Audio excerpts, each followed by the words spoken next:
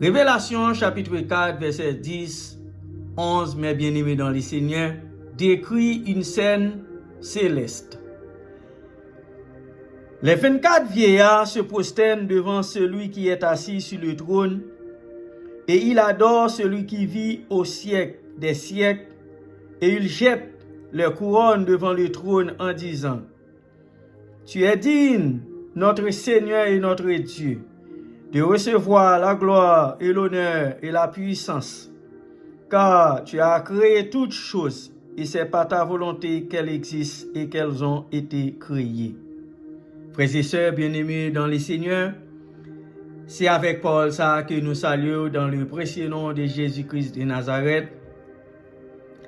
Les thèmes traduits par gloire et honneur sont étroitement liés et souvent utilisés dans la Bible, mes bien-aimés, de manière interchangeable.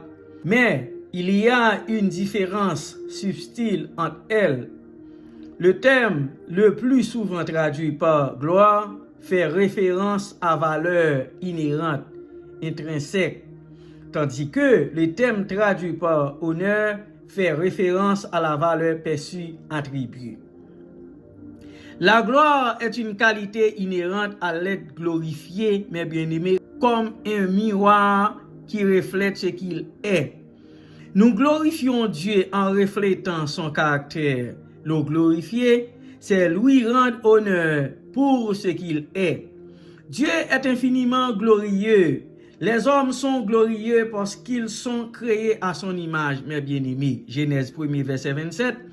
Nous glorifions Dieu en manifestant son caractère et ses œuvres glorieuses en parole et en acte. L'imitation de Jésus est une manière de glorifier Dieu en manifestant ses attributs. Mais bien aimés, en glorifiant Dieu, nous l'honorons. L'honneur naît dans nos cœurs et est lié à la valeur que nous attribuons personnellement à quelqu'un ou quelque chose. Les collectionneurs tiennent certaines choses en plus haute estime que d'autres. Certains méprisent ce à quoi d'autres attachent une grande valeur, mes bien-aimés. Nous honorons les autres selon l'importance que nous attachons à leur position et à leur contribution. Dieu nous demande d'honorer les autres pour leur position, pas pour leur performance.